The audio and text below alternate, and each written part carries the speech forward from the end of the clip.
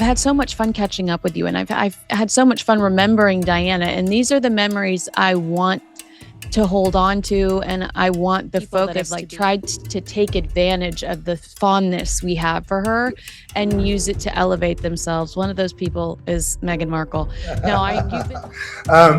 No, I'm spilling the tea and pleading the fifth. That's the safest thing to do. So there are always going to be people like that out there. You know, I spent the last 15 years working for them. I've been here 29 years now. And I have eaten royally. There are people in this world who have seen the British royal family not through a camera lens, not through a palace press release, not through the carefully managed image that Buckingham Palace has spent decades constructing, but up close, in the kitchen, at the dinner table, in the quiet, unguarded moments that never make it into the history books. People who have stirred the soup while kings and queens discussed matters of state in the next room. People who have prepared birthday cakes for princes who would one day wear the crown. People who knew Princess Diana not as an icon or a tragedy or a brand, but as a real, warm, complicated, extraordinary human being who happened to eat breakfast every morning, just like the rest of us. Darren McGrady is one of those people. For 15 years, Darren served as a personal chef to the British royal family. He cooked for Queen Elizabeth. He cooked for Prince Charles. And perhaps most significantly, he cooked for Princess Diana, becoming one of her most trusted confidants during some of the most turbulent years of her life. Today, Darren runs his own catering company in Dallas, Texas, and has built a loyal and devoted following through his YouTube channel, where he shares royal recipes, royal anecdotes, and the kind of intimate royal memories that no biography, no documentary, and no tell-all memoir could ever fully replicate. Because Darren was there. He lived it. And when Darren McGrady speaks about the royal family, the world listens. And in a recent interview that has sent shockwaves through the royal commentary world on both sides of the Atlantic, Darren McGrady said things about Meghan Markle, about the Sussex crisis, and about the catastrophic unraveling of Harry and Meghan's royal experiment that cut right to the bone, not with malice, not with bitterness, but with the quiet, measured, devastating precision of a man who has spent years watching the same story play out and finally feels the time has come to speak plainly. Welcome back to the channel. Today we are going deeper than we have gone before, on what Darren McGrady's extraordinary insider assessment tells us about where it all went wrong for Meghan Markle. Why With Love Meghan failed so spectacularly despite all the resources and all the goodwill that was poured into it. Why Harry appears increasingly lost and increasingly longing for a life he can never get back. And why the opportunity that Harry and Meghan threw away in 2020 may turn out to be the greatest self-inflicted wound in the history of the modern monarchy. Sit tight. This one is going to take you somewhere. Let us begin where every honest conversation about Harry and Meghan must begin, with Diana. Because you cannot understand the Sussex story. You cannot understand what Meghan was trying to build, what Harry was trying to escape, what went so catastrophically wrong, without first understanding the shadow that Diana casts over all of it. Princess Diana died in a Paris tunnel in August 1997, when Harry was just 12 years old. He lost his mother at an age when boys need their mothers most. And the grief of that loss, unprocessed and complicated by the very public nature of Diana's life and death, has followed Harry every single day since. It has shaped his decisions, it has shaped his relationships, and it has, many observers believe, made him profoundly vulnerable to anyone who could speak his mother's language, the language of victimhood, of an institution that fails those it should protect, of a palace that prioritizes its own survival over the well-being of the individuals within it. Darren McGrady knew Diana, really knew her. He cooked for her through her marriage to Charles, through the separation, through the divorce, through the difficult and ultimately liberating years when she was finding her own voice and her own identity outside the palace walls. And the memories he carries of her are warm and genuine and specific in the way that only real memories can be, not the curated, airbrushed Diana of the documentaries and the tributes. The real Diana, the one who would pop her head into the kitchen and chat, the one who genuinely cared about the people around her, regardless of their rank or their title, the one who made everyone she met feel seen. And it is in that context that McGrady made an observation that hit the royal watching community like a thunderbolt. He noted that there have been people, and he was careful, diplomatic, measured, who have taken the public's deep and enduring fondness for Diana and used it deliberately to elevate themselves, used her memory as a shield, used her legacy as a brand, used the emotional resonance of her name to lend legitimacy and moral authority to their own very different agendas. He did not need to say who he was talking about. Everyone watching knew exactly who he meant. And the fact that a man who knew Diana personally, who loved her, who has spent years speaking warmly and protectively of her memory, the fact that even this man felt moved to make that observation tells you everything you need to know about how transparently calculated the invocation of Diana's name by Harry and Meghan has felt to those who actually knew her. Because here's the thing about Diana that Meghan and Harry's media strategy seems to fundamentally misunderstand. Diana's power did not come from grievance. It did not come from accusations or interviews or books that exposed the failures of the institution around her. Diana's power came from genuine human connection, from showing up, from sitting on hospital beds next to AIDS patients at a time when the world was terrified to be in the same room as them, from walking through active minefields in Angola to highlight the devastation of landmines, from giving herself, genuinely and completely, to the people she met. That is what made her iconic. That is what made her irreplaceable. And the idea that the same moral authority could be achieved through a Netflix deal and an Oprah interview is a misreading so fundamental that it explains almost everything about why the Sussex Project has failed to achieve what its architects intended. Now let us talk about Meghan herself. Because Darren McGrady's assessment of Meghan Markle is one of the most interesting things to emerge from any Royal Insider interview in recent memory, precisely because of its generosity. McGrady is not a Meghan hater. He is not part of the media establishment that has, and there is no denying this, treated Meghan with a ferocity and a consistency that has sometimes crossed the line into something uglier than legitimate criticism. He approached the subject of Meghan with genuine empathy, with an attempt to understand. And what he concluded, after 15 years of watching the royal family from the inside, was that Meghan Markle's fundamental problem was not character, it was comprehension. She did not understand what she was walking into. Not truly. Not at the level that would have allowed her to navigate it successfully. McGrady made a point that is so simple and yet so profound that it is remarkable how rarely it gets stated plainly in all the millions of words that have been written about the Sussex crisis. Meghan Markle joined the British royal family at the age of 36. Princess Diana left it at the age of 36, following her divorce from Prince Charles in 1996. The same age, the same threshold. But the comparison ends there, because Diana had spent 15 years inside that institution before she left it. 15 years of being shaped by it, educated by it, broken by it, and rebuilt by it. She understood its rhythms and its rules and its cruelties and its occasional kindnesses in the way that only someone who has lived inside something for a very long time can understand. Meghan arrived at 36 as a fully formed, independent, successful adult who had built her entire identity outside that world. And she was expected, almost immediately, to subordinate that identity to something ancient and institutional and utterly unlike anything she had ever experienced. Is it any wonder it did not work? McGrady believes that when Meghan accepted Harry's proposal, she had a vision of what the royal family would mean for her work and her ambitions. She had been deeply involved in philanthropic work before meeting Harry. She was committed to causes she genuinely believed in, gender equality, education, empowerment, and she appears to have believed, sincerely, that the platform of the British royal family would amplify all of that, that she could keep the title, keep the global reach, keep doing the work she loved, and simply do it at a bigger and more impactful scale. The royal family as a launch pad, the monarchy as a megaphone. What she discovered instead was something very different. The British royal family does not work as a platform for individual ambition. It works as an institution in which individuals serve the institution, not the other way around. And the assignments that came Harry and Meghan's way in the early years of their marriage were not glamorous philanthropic missions that would make headlines and win hearts. They were the quiet, unglamorous, essential work of the crown.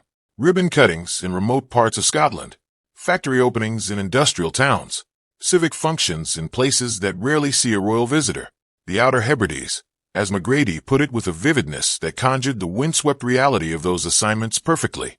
Cut the ribbon on a nuclear fission factory. That, he said, got boring very quickly for someone with Meghan's temperament and Meghan's ambitions. And here is where the story becomes genuinely complicated, because McGrady's empathy for Meghan's position does not extend to excusing what came next.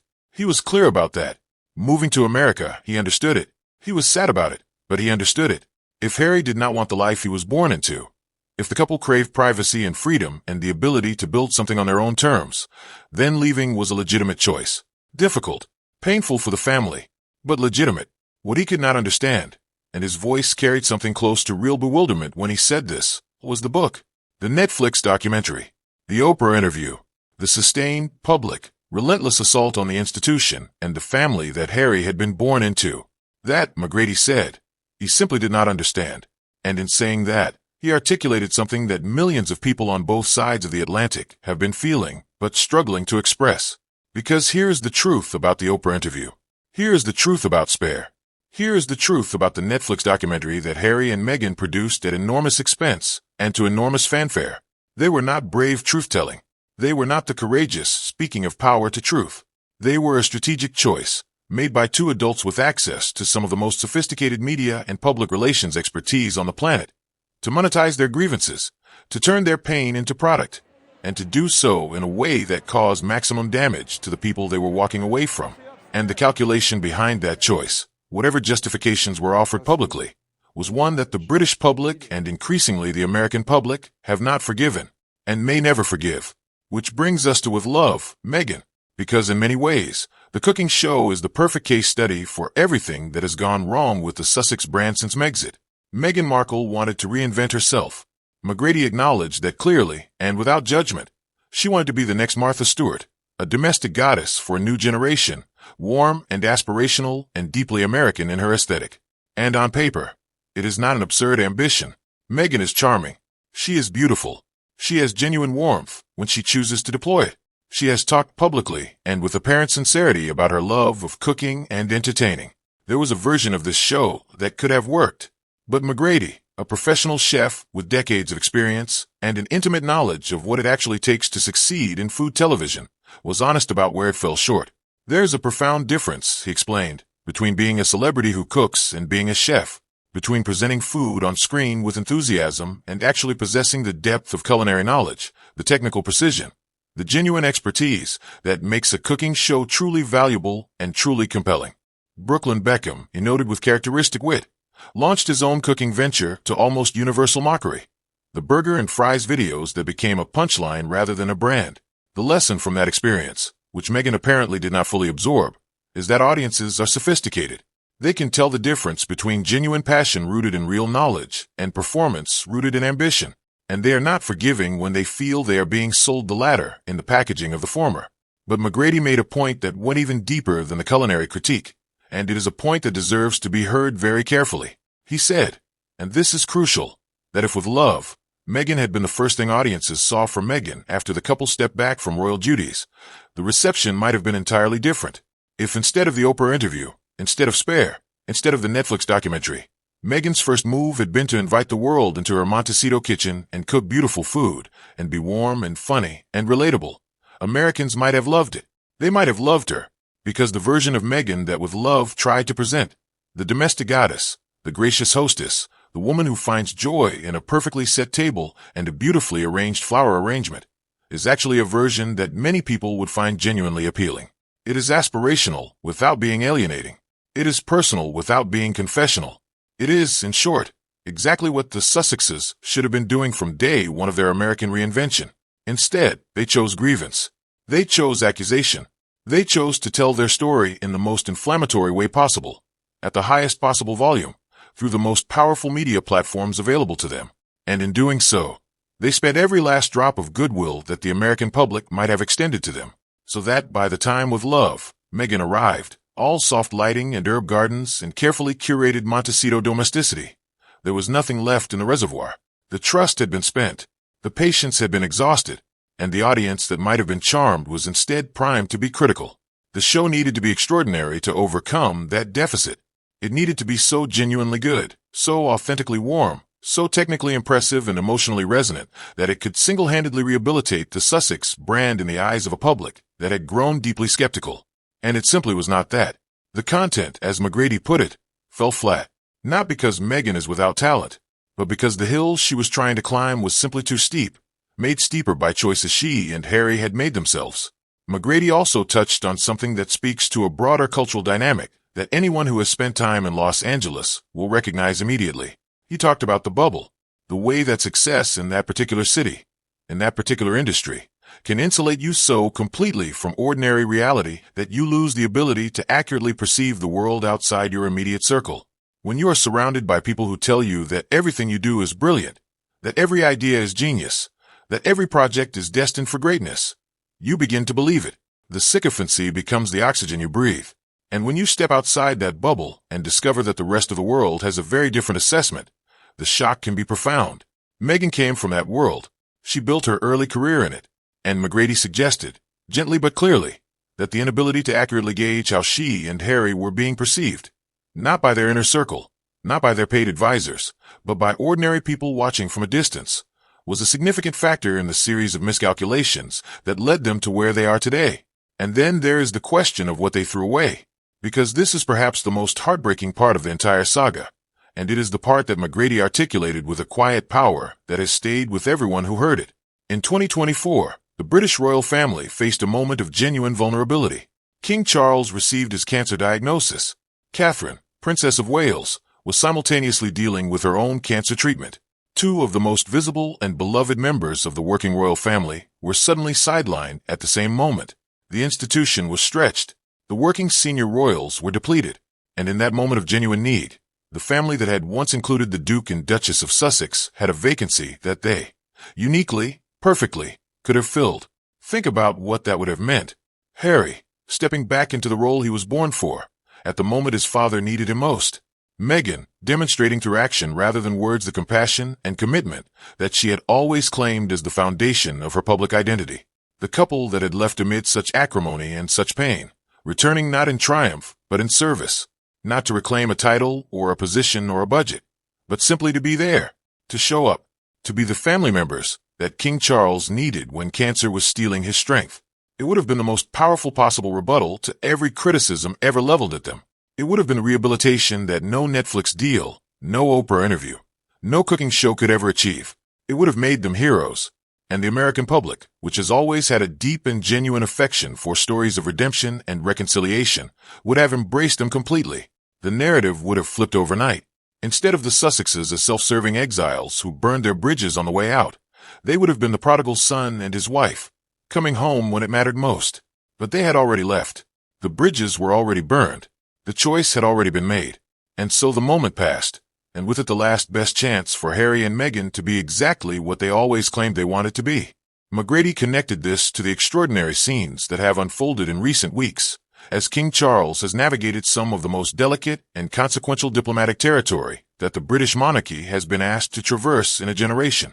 Appearing before Parliament at a moment of genuine political fragility, meeting with world leaders at a time when the relationships between nations are being tested in ways not seen since the Cold War, demonstrating, in those moments, the irreplaceable value of an institution that has the weight of centuries behind it, the moral authority, the diplomatic reach, the ability to occupy a space that no elected politician can occupy, because no elected politician carries the same kind of deep, cultural, historical gravitas. Watching those moments, McGrady said, "You understand why the institution matters. You understand the privilege of belonging to it, of serving it, of being given the extraordinary opportunity to represent something larger than yourself on a stage that almost no one in human history has ever been given access to. And you understand, in the same breath, how profoundly Meghan failed to grasp that privilege when it was offered to her, not because she is a bad person, but because she came from a world where everything is about the individual, where the self is the brand, where personal elevation is the goal. And she walked into an institution where the opposite is true, where the self is subordinate, where the institution is the brand, where personal elevation, pursued too obviously or too aggressively, is the greatest possible violation of the unspoken rules. That collision between Meghan's Californian individualism and the monarchy's centuries-old institutionalism was always going to be difficult. What nobody anticipated was quite how publicly, quite how painfully, quite how irreversibly it would play out. And so here we are, in the spring of 2026, 8 years after that magnificent wedding at Windsor Castle. 8 years after the world watched a prince and an actress exchange vows and dared to believe that this particular love story would be different. 8 years of watching that belief eroded, slowly and then all at once, by choices that seemed in the moment to be empowering and turned out, with the clarity of hindsight, to be catastrophic.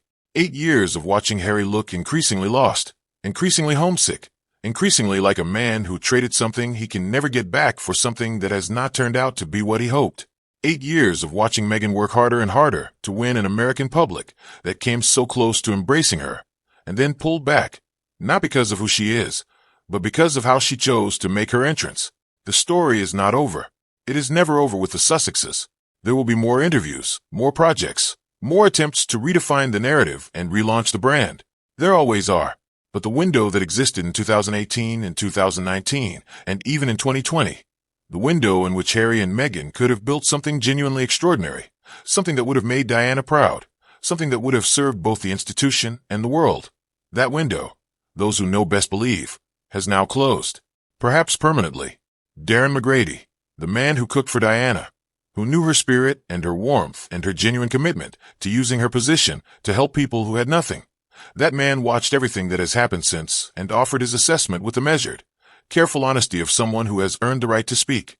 And what he said, beneath all the diplomacy and the generosity and the characteristic refusal to take the negative path, was this: it did not have to be this way. It really did not have to be this way. If you found value in today's video, please hit that like button right now. It makes an enormous difference in helping this channel grow and reach more people who care about the real story behind the royal headlines. Subscribe if you have not already, and ring that notification bell, so you are always the first to know when we post our next deep dive. Because the story of Harry and Meghan is far from finished, and we will be here, every single step of the way, to bring you the truth behind the headlines. Thank you so much for watching. We will see you in the next one.